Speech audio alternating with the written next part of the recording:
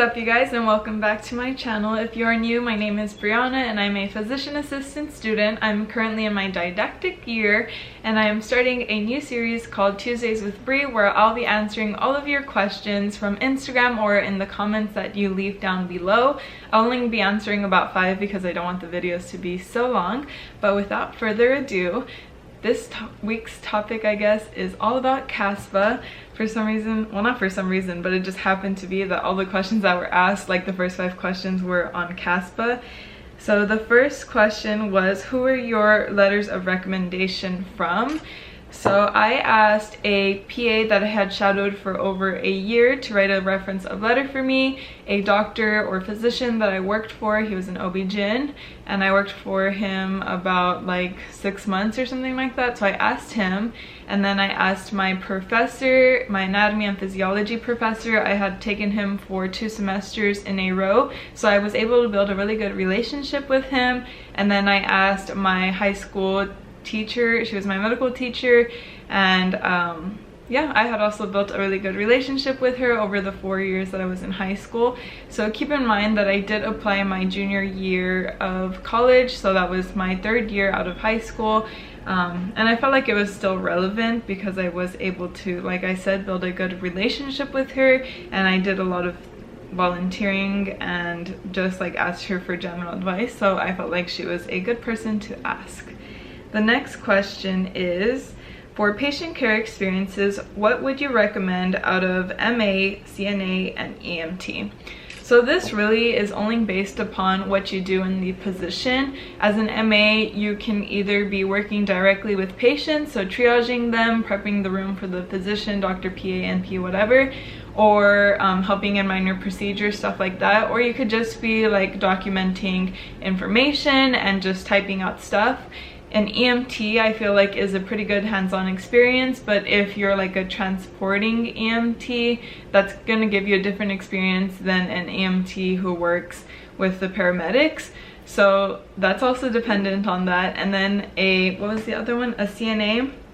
I'm not too sure what a CNA does, but like I've previously mentioned, if you're just like dressing the patient or helping them like eat their food and stuff like that, that's gonna give you a completely different experience than if you were to I guess do like vital signs and help in minor procedures, stuff like that. So it really is dependent on what you want to get out of your experience, and if you want to have more like direct patient contact versus a more non-direct patient contact. I always think it's better to get direct patient contact. So I worked as a medical assistant for about 6 months at an OB-GYN office, and like I've mentioned already, I triaged patients. I brought them in, took their history, did a urine analysis on them, prepared them to see the physician based on what labs they were gonna have that day, and depending if they were like GYN or OB.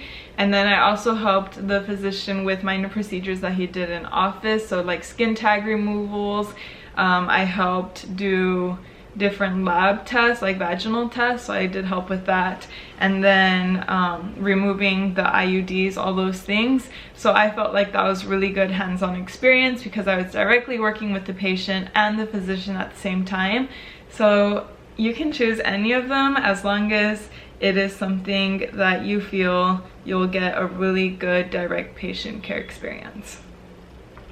How much should I save up to apply is the next question, and this is dependent. I feel like I'm saying dependent. Last week's video I was saying like appreciate, now this time I'm saying depend, but it really is dependent on what you want and your goals and all of that stuff. So I wanted to apply to many schools and not just one, and I think I applied to 6 programs. I applied to UT Southwestern, UTMB, UNT, UT Health Science San Antonio, UTRGV, and Texas Tech. Yes, I applied to 6 programs, and for each program it is $179, and then any additional program after that is $55. I'm gonna insert like a little Instagram thing that I made right here, and it is a breakdown of the schools that I applied to, the supplemental fees. some programs will have a secondary application that you will need to apply to, and those vary from like $25 to $100.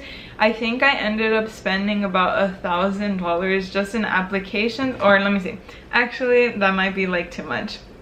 Give me a second, it's gonna give you a little break right now. So the GRE exam that I took cost $205, and the additional score that I sent to programs cost $54.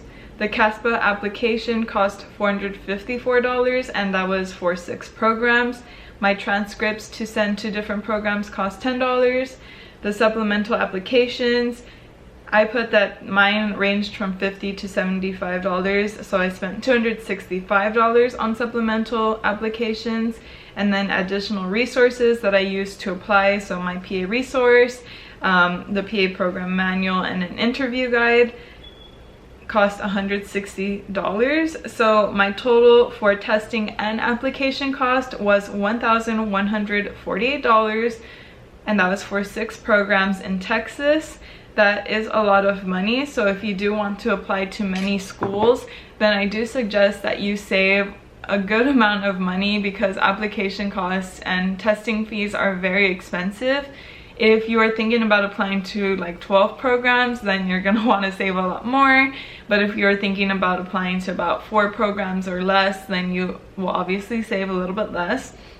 And this is again in schools or programs in Texas. I'm not too sure how much the application like supplemental fee costs are out of state, but in general, since CASPA is like an application service nationwide, you will expect to pay about $400 to $500 for 6 programs, and I know that is a lot of money. So keep in mind that when you are applying to or thinking about which programs you want to apply to. The next question is, when is the best time to start CASPA? The best time to start CASPA is as soon as it opens. There's a lot of things that you're going to need to input into CASPA. So I started applying to CASPA, but not applying to CASPA. I started on a Word document around December. I think I applied in 2019. No, I applied in 2018. So I started December 2017. I think, I'm not too sure. I'll put the exact dates and everything below, but I applied, say CASPA is going to open in May or April of 2021, then I started December 2020. So I gave myself about 6 months to just start gathering all of my experiences, documenting what I did in those experiences, finding the contact information for those experiences, because these are all things that you're going to need to input into CASPA. So I did all of that. I asked for letters of reference in advance. So I asked them, hi, would you be willing to write a letter of recommendation for me? I'm applying to PA school, whatever. And they said yes, and I said okay. It won't open until May, but you do have time to write it, because I would like to apply as early as possible. So that's what I also did, and I think I did that 3 months in advance. I didn't ask like 6 months in advance, but I did ask 3 months in advance for that. And then like I mentioned, I started just gathering all my experiences and just writing everything in a Word document.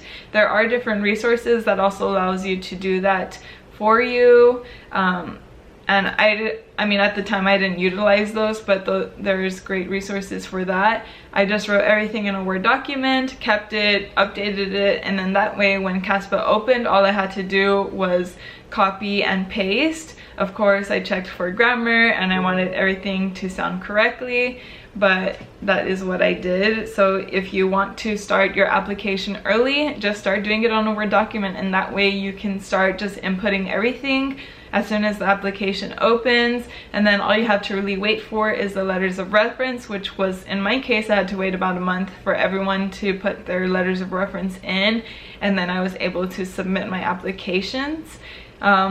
After that, I worked on the supplemental or secondary essays from the applications when I received them, because I wasn't sure what they were going to be, but I think they might be out there somewhere, like on Reddit or something. I'm not too sure. So that's when I suggest you apply, but apply when you're ready. Don't feel like you're forced to apply like ASAP. If you need time to fill out the application, or if you just want to take another year to gain more experiences and make your application the best that it can be, then do that. And then the last question I want to answer today is, how many hours would you recommend getting before applying to PA school? So if you're talking about patient care experience hours, you want to get as many as you want, or as many as you can. I had about 500 hours, which was not like a lot of hours, but it was a good amount. I know there's some people that have like 2,000 plus, 5,000 plus patient care experience hours. I was not that person. I focused more on school, so school was my priority and getting really good grades, and then having experiences came second. After like school being my priority, the second thing was volunteering. I also made that another priority, so I was part of the pre-PA society, and I had a lot of volunteering experiences from that. I also had a lot of shadowing experience. Like I said, I had a mentor who I shadowed for more than a year, and then I shadowed 3 other PAs like in different fields, but not for that long, just maybe like a day, 2 days, or 2 weeks. So I had various shadowing experiences, and I know right now it is very difficult to get shadowing experiences and volunteering experiences because of COVID, and I feel like that does make you applying or you getting those experiences difficult, but there's many opportunities out there, and the admissions committee is understanding of that, or I would hope that they are understanding of that. I can't speak for them, but there are many opportunities out there for you to shadow virtually. Just cold call people, ask your friends, ask your family members if they know of anyone, and be safe when you're doing all of these things. I had about 500, so you do want to have experiences, but you also want to make different things a priority. So if school is your priority and you are taking school versus I guess like patient care experiences, I personally put school up here versus having the experience. But now that I'm in PA school, I think they're like equal. It's good to have experience. So try to just make everything even and prioritize your goals and what you want to do. Okay, I was gonna answer another question, but this video is already gonna be long, I think. So I hope I answered your all's questions. Thank you all so much for taking the time to send me questions, and if you would like your question to be answered, feel free to message me on Instagram. I usually put a little questions box where you can submit your question, or leave it down in the comments below. I hope I answered your questions. I know I already said that, but I hope it helps you when you're applying to PA school, CASPA, whatever. And I think that is it, you guys. Thank you so much for tuning in today. I will see you all next Tuesday, and I hope you all have an amazing day. Don't forget to subscribe, like, and turn on your post notifications bell, and I will see you all later. Bye, guys.